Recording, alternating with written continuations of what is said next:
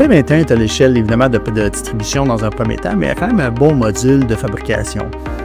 Pour tout ce qui est du light manufacturing, ça va très bien faire le travail. Donc, vous pouvez utiliser la version de base qui est intégrée à P21, qui vient avec votre logiciel, qui vous permet par exemple de faire des kits. Donc ça, c'est des assemblages qui sont faits par votre personnel d'entrepôt et qui vont être directement envoyés par eux autres. Sinon, vous pouvez aller dans des vraies productions, qui là, un bon production qui est généré, et là, votre personnel de production va faire ces productions-là. On peut faire ça directement à partir de l'entrée de commande, c'est-à-dire que les gens de service à la clientèle peuvent créer des commandes de production, peuvent créer des assemblages et les envoyer en production. Bon, il y a même un configurateur de produits qui permet de créer la recette et le code en même temps dans P21, donc qui s'inclut beaucoup la tâche en entrée de commande pour créer des productions.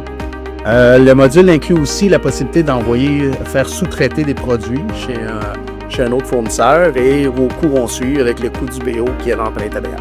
Si vous voulez aller ça plus loin, le module de production permet d'aller ajouter tout ce qui est des étapes de fabrication. C'est-à-dire que vos produits vont pouvoir passer d'une section à l'autre en étape de production et puis vous allez pouvoir donner des coûts à chacune de ces étapes-là et de suivre le fonctionnement du produit. Fait que ça peut amener ça beaucoup plus loin.